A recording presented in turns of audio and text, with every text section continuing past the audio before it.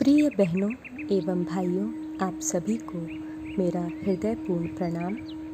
हम पढ़ रहे हैं पुस्तक व्यक्तित्व का प्रकटन। आज हम इसके आखिरी अध्याय 20 व्यक्तित्व का प्रकटन को पढ़ना शुरू करेंगे।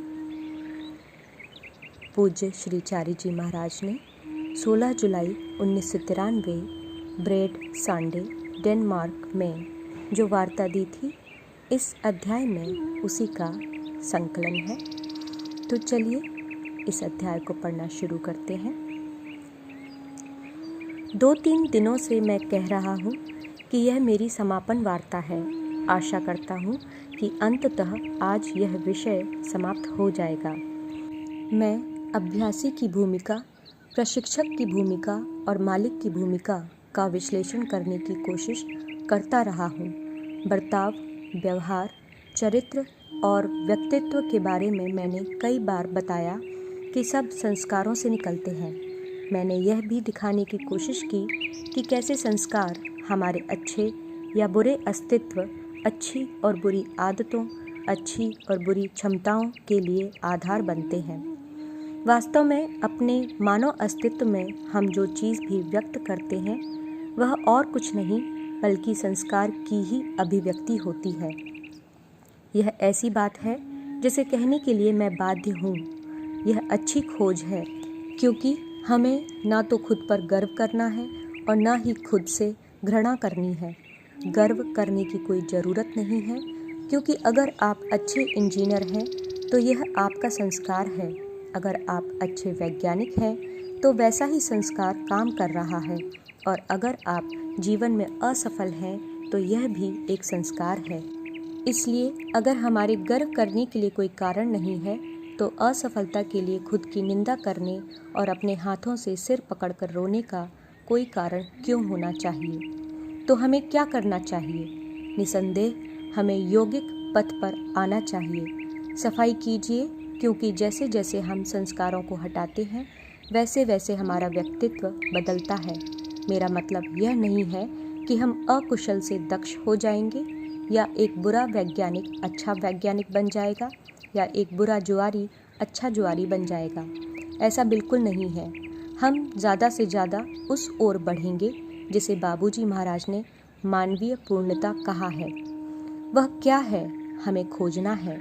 सारी समस्या तब आती है जब हम पूर्णता के बारे में कार्य की पूर्णता, उपलब्धि की पूर्णता, उत्पादन की पूर्णता जैसी चीज़ों के रूप में सोचते हैं। लेकिन कार्य की पूर्णता क्या है? क्योंकि गीता में योग को कार्य की पूर्णता के रूप में नहीं बल्कि कार्य के कौशल के रूप में परिभाषित किया गया है। मैं समझता हूँ कि हमें यह निश्चित और ज़रूरी अंतर समझना चाहिए, क्योंकि कार्य के कौशल और पूर्णता में अंतर है। पूर्णता सदैव एक परिणाम है। कम से कम मेरे मत से पूर्णता का प्रयोग क्रिया के रूप में नहीं किया जाना चाहिए। पूर्णता एक अवस्था है जिसे हम प्रसन्नता की तरह, संतुष्टि की तरह अर्जित करते हैं। यह एक अवस्था है। हम प्रसन्नता को कुछ तरीकों से व्यक्त करते हैं, संतुष्टि को भी कुछ तरीकों से व्यक्त करते हैं, पूर्णता को भी कुछ तरीकों से व्यक्त किया जाना चाहिए। मेरे मत में ऐसी कोई चीज़ नहीं है जो पूर्ण बनी है, क्योंकि हम मानव इतिहास में सदैव पूर्ण वस्तुओं के बारे में पढ़ते रहते हैं। मैं समझता हूँ प्रागैतिहासिक मनुष्य ने भी अपने हथियारों को पूर्ण यानी अचूक समझा होगा। हड्डियों के टुकड़े, पत्थरों के टुकड़े जिन्हें वह किसी जानवर पर फेंक सकता। मेरा मतलब है कि जब आप मानव विकास के क्रम में सोचते हैं कि वह खाली हाथों से किसी शिकार को मारने के लिए कुछ फेंकने की क्षमता तक आ गया, तो यह कितनी बड़ी छलांग थी। लेकिन क्या यह पूर्णता थी? मेरा विश्वास है कि निएंडरथल सोचते थे कि वे पूर्ण हैं। वे जीवित रहे जबकि उनके शत्रु मर गए। जीवित रहने वाला सदैव स्वयं को पूर्ण, श्रेष्ठ, शक्तिशाली, अधिक बुद्धिमान समझता है। लेकिन विकास का पश्चिमी विचार सर्वोत्तम जीवन की बात कहता है, पूर्ण की नहीं। मैं समझता हूँ कि सर्वोत्तम और पूर्ण का यह अंतर कार्य की कुशलता और पूर्णता में है। यह याद रखना बहुत ज़रूरी है क्योंकि इसके बिना हम पूर्णता अर्जित करने की बेवकूफ़ी भरी गलती करेंगे, जबकि हमें ही पूर्ण बनना है। इसलिए मैं नहीं समझता कि पृथ्वी पर कभी भी कोई भी पूर्ण कार्य करने वाला हो सकता है या पूर्णता युक्त वस्तु बना सकता है, क्योंकि जैसे जैसे ज़रूरत बदलती है, बनाई जाने वाली वस्तुएं बदलती हैं। लेकिन कोई ऐसी चीज़ नहीं है जो पूर्ण हो। वस्तुतः पूर्णता एक अवस्था है जिसे हमें प्राप्त करना है।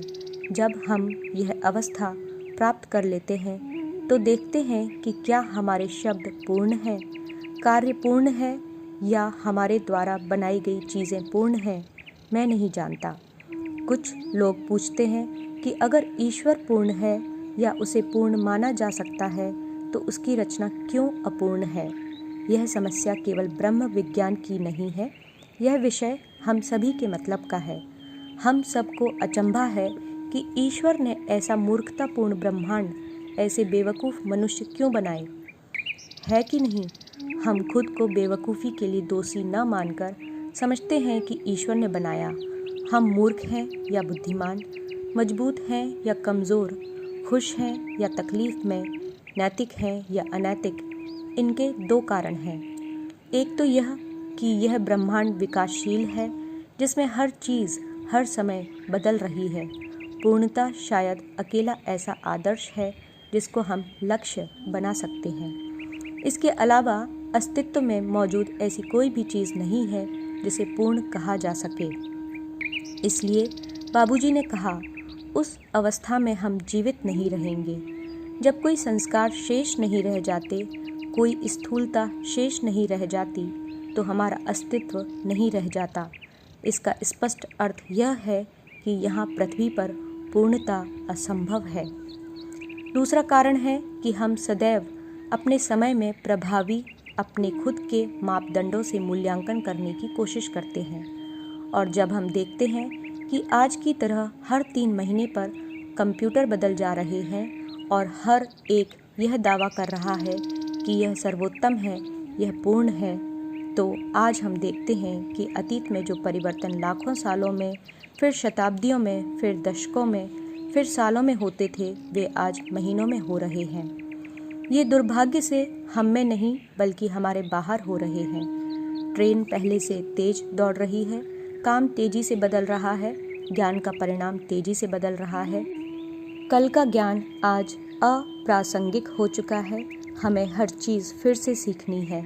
कल का कंप्यूटर अप्रासंगिक है, आज हमें हर तरफ यह सीखना शुरू करना है कि परिवर्तन के इस विचार की गति के साथ कैसे रहा जाए। बाहरी परिवर्तन लाना आसान है, लेकिन वह पूर्ण नहीं है। वस्तुतः कार्य का कुशलतापूर्वक प्रतिपादन ही योग है। योगः कर्मस्य कौशलम। कार्य की कुशलता उस चीज़ के उत्पादन में प्रतिबिंबित होती है जिसको हमने लक्ष्य बना रखा है, और यह इस बात पर निर्भर करता है कि हमें किस तरह के सामान प्रयोग करने हैं, क्या उपकरण उपलब्ध हैं, या यूँ कहें कि बाजार को किस चीज़ की ज़रूरत है। लेकिन हम आंतरिक संसार की ओर घूमते हैं, उस आंतरिक ब्रह्मांड की ओर जो हमारे अंदर मौजूद है। फिर हम पूर्ण का उत्पादन करने वाले कार्य के कौशल के प्रति अधिक आशावादी हो सकते हैं। इसलिए यह केवल आंतरिक स्व, आंतरिक अस्तित्व के कार्य के अभाव, जैसा भी आप समझें, से ही हो सकता है। अपनी आंखें बंद करना, अपनी इंद्रियों का निषेध करना, स्वयं को स्थिर करना, देखा जाए तो यह एक अर्थ में प्रकृति का विरोध ही है। आंखें देखने के लिए बनी हैं, लेकिन आंखें बंद हैं। कान सुनने के लिए बने हैं, लेकिन हमें सुनना नहीं है। मतलब यह कि हम अपनी समस्त इंद्रियों का प्रयोग करते ही नहीं, यहाँ तक कि शरीर को भी हिलना नहीं है। तब जाकर हम अपने अंदर देखने में सफल होते हैं और हम देख पाते हैं कि हम वास्तव में क्या हैं। संस्कार बाहर आ रहे हैं, हमारे व्यवहार में परिवर्तन हो रहा है, हमारे अस्तित्व में परिवर्तन हो रहा है, हमारे आदर्शों में परिवर्तन हो रहा है, हमारे लक्ष्य में परिवर्तन हो रहा है। जैसा कि बाबूजी महाराज ने कहा कि आंतरिक परिवर्तन योग के अभ्यास से आता है, जबकि सतही परिवर्तन हमें स्वयं करना पड़ता है। हम सही चरित्र और सही बर्ताव की रचना करने के लिए खुद जिम्मेदार हैं। समस्या यह है कि जब संस्कार हटा दिए जाते हैं तब भी बर्ताव बना रहता है, क्योंकि वे किसी तरह से हमारे व्यक्तित्व का हिस्सा बन जाते हैं। इसलिए व्यक्तित्व को बदलना है, लेकिन हम अपने व्यक्तित्व को बदलने से डरते हैं। आक्रामक व्यक्ति आक्रामक बना रहना चाहता है, सोचता है कि अगर वह अपनी आक्रामकता खो देगा तो लोग उसकी इज्जत करना बंद कर देंगे। इस तरह हम देखते हैं कि हम समस्त नकारात्मक प्रवृत्तियों को यह सोचकर पकड़ कर रखते हैं कि ये हमें सम्मान दिलाएंगी, जबकि लोग हमारे पीछे हम पर हंसते हैं, हमारा मजाक उड़ाते हैं और शायद हमसे घृणा भी करते हैं। इसलिए सम्मान और प्रेम के साथ जुड़ी सारी समस्या हमारे होने से संबंधित है। मैंने यह कभी नहीं पाया कि कोई बच्चा अपने पिता का सम्मान इसलिए कम करता है कि वह सफल नहीं है। इसके विपरीत यदि परिवार में समस्या है और परिवार में प्रेम है तो प्रेम विकसित होता है। परिवार में समस्याएं प्रेम को बढ़ाती हैं, खत्म नहीं करती। मैं तो देखता हूँ कि लोग प्रेम यह देखकर करते हैं कि फलां क्या है, वही जो उसके होने की अवस्था में अभिव्यक्त हो रहा है। जब भी हम कहते हैं कि फलां अच्छा आदमी है तो यह सफलता को नहीं बल्कि उसके गुण को दर्शाता है। धनी लोग बुरे भी हो सकते हैं। सफल लोग अपनी सफलता के अलावा हर चीज़ की उपेक्षा करते हैं। वे अपने परिवारों की उपेक्षा करते हैं, अपने बच्चों की उपेक्षा करते हैं। इस वर्ग के लोगों में अधिक से अधिक तलाक होते हैं। खासकर पश्चिम में आप सफल लोगों को बहुविवाह करता हुआ पाएंगे, क्योंकि कोई भी विवाह उनकी सफलता की गति से तालमेल नहीं कर पाता। लेकिन सफलता बांटने का भी एक तरीका है। अपनी पत्नी को जेवरों से लादने का नहीं, अपने बच्चों को कार आदि देने का नहीं, बल्कि सफलता से खुद को इतना विनम्र बनाएं, मधुरता की रचना करें कि आप कह सकें कि यह सफलता मेरी नहीं है, यह मेरे संस्कार पैदा कर रहे हैं। सफलता को अपनी कहने का मुझे कोई हक नहीं है। अगर मेरे संस्कार भिन्न रहे होते तो मैं असफल हो गया होता। ऐसा बुद्धिमान आदमी आधुनिक सार्वजनिक क्षेत्रों में दुर्लभ है, क्योंकि लोग तो यह कहना पसंद करते हैं कि मैंने यह अर्जित किया है। अब आदमी की रचना क्या है? मेरे सेब सर्वोत्तम हैं, मैंने उन्हें पैदा किया है। आपने उन्हें कब पैदा किया? आपने पेड़ लगाया, आपने उसे पानी दिया और बाकी काम पेड़ ने खुद किया। मैंने उन्हें अद्भुत रूप से बढ़ते देखा है। आपने क्या किया है? आप क्या कर सकते हैं कि आपके बच्चे अद्भुत रूप से बढ़ें? कुछ नहीं, क्योंकि वे अपनी प्रवृत्तियों को व्यक्त करते हैं। उनमें से ज़्यादातर प्रवृत्तियाँ आपसे और आपकी पत्नी से मिलती हैं। आप क्या बदल सकते हैं? जीन्स और क्रोमोसोम्स को बदला नहीं जा सकता। शारीरिक इतिहास, दैहिक चरित्र, दैहिक उत्तराधिकार स्थिर है, उसे कोई बदल नहीं सकता। आपकी आँखों का रंग कोई बदल नहीं सकता। आप अपने बालों को रंग सकते हैं, लेकिन अपने बाल बदल नहीं सकते। इस तरह आपने देखा, ये ऐसी चीज़ें हैं जिन्हें हम बदल नहीं सकते। शारीरिक स्तर पर हम कुछ भी बदल नहीं सकते। आपको यह कहने का अधिकार है कि मैं वह हूँ जो मैं हूँ, और यही सत्य भी है। मानसिक स्तर पर, बौद्धिक स्तर पर यह सरल है, इसलिए वहाँ शिक्षा होती है, अन्यथा शिक्षा असफल हो गई होती।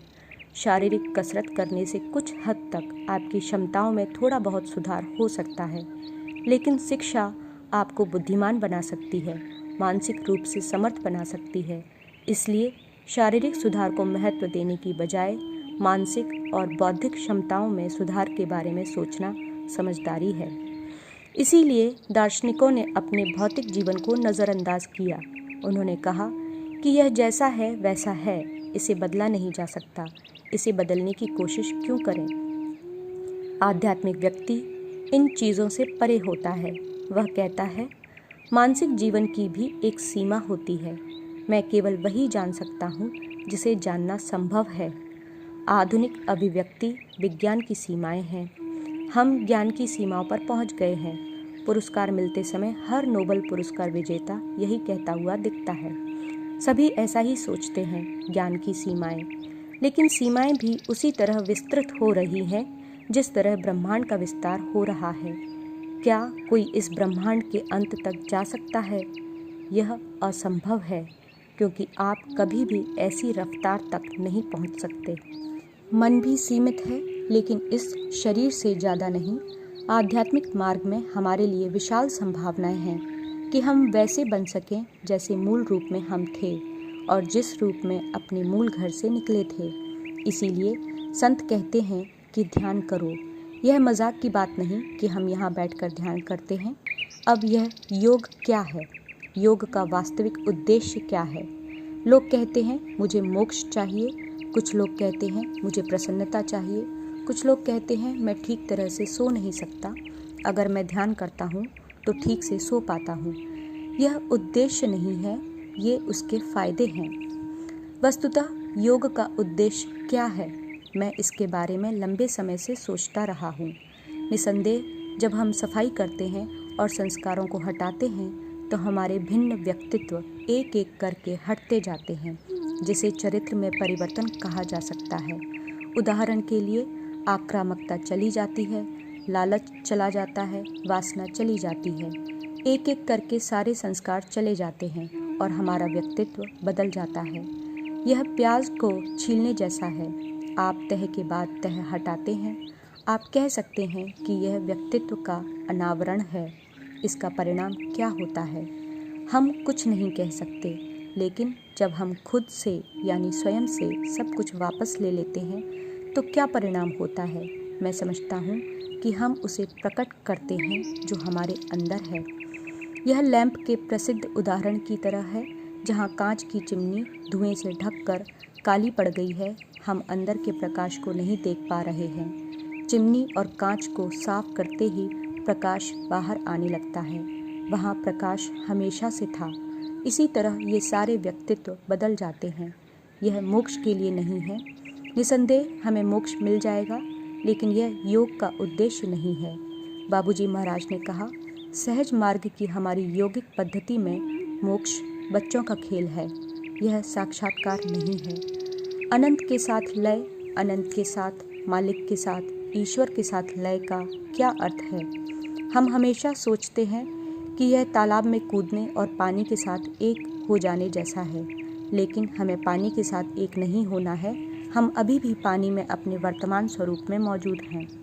कबीर ने नदी में बह रहे मिट्टी के घड़े का सुंदर उदाहरण देते हुए कहा, घड़े को तोड़ दो तो अंदर का पानी और बाहर का पानी एक ही है। यही वास्तविक लय है।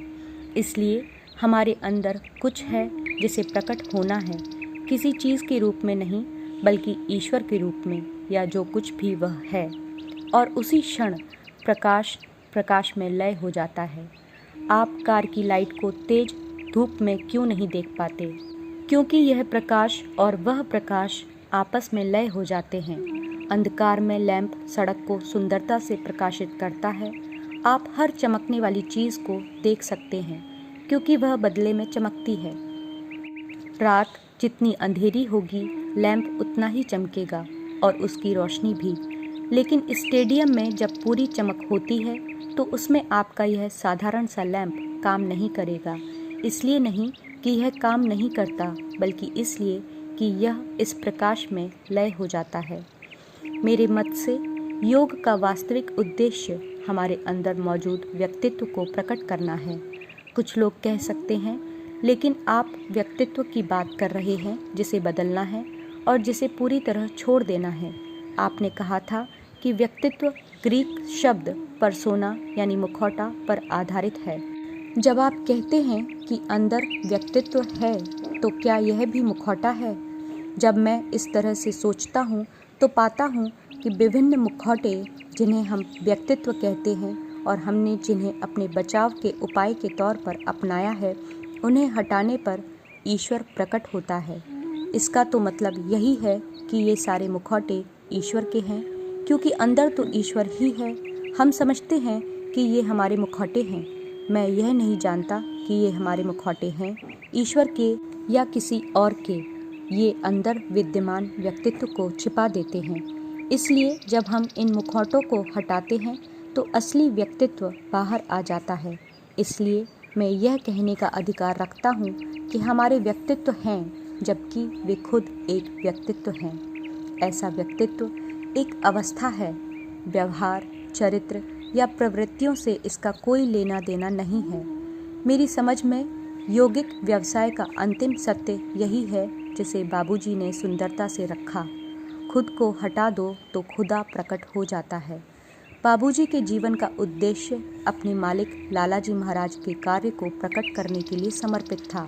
उन्होंने हमेशा कहा, यह लालाजी की कृपा है, यह लालाजी का आशीर्वाद है, यह लालाजी का कार्य है। इसलिए हर लैंप का यह कर्तव्य है कि वह अपने अंदर के प्रकाश को प्रकट करे, चाहे वह लैंप केवल मिट्टी का बना हो या सोने का, इससे कोई फर्क नहीं पड़ता। लेकिन अगर यह प्रकाश को रोकता है तो यह लैंप नहीं है, हालांकि इसके अंदर प्रकाश मौजूद है। लेकिन अगर यह साफ है, पूर्णतया पारदर्शी है, अपने अंदर कुछ भी पकड़ कर नहीं रख रहा है, तो रहस्य प्रकट हो जाता है।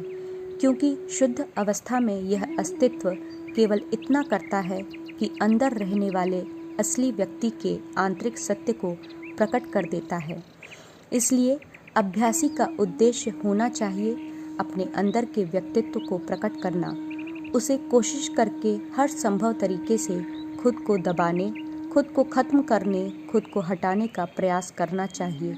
यह तभी हो सकता है जब हम अपनी सारी प्रवृत्तियों को हटा दें, क्योंकि हमारे वास्तविक स्व का अस्तित्व ही नहीं है। यह आदमी कौन है जो खुद को टॉम या जॉन या चारी बताता है? उसका अस्तित्व ही नहीं है। यह शरीर है, यह शरीर और मन की प्रवृत्तियां हैं, यह संस्कार हैं। शरीर और प्रवृत्तियां दोनों संस्कारों के दबाव से काम करते हैं। इसी को हम मैं कहते हैं और इस प्रक्रिया में हम अपने परमात्मा को भूल जाते हैं। जब मैं चला जाता है तो मेरा खुदा बाहर आ जाता है और यौगिक प्रक्रिया पूर्ण हो जाती है। फिर होता है व्यक्तित्व का प्रकटन। धन्यवाद। यह अध्याय यहीं समाप्त होता है और इसी के साथ हमारी यह पुस्तक भी यहीं समाप्त होती है। आप सबसे हम शीघ्र ही मिलेंगे एक नई पुस्तक के साथ। इस पुस्तक की यात्रा में हमारे साथ धैर्यपूर्वक बने रहने के लिए आप सभी का हृदयपूर्वक धन्यवाद एवं आभार।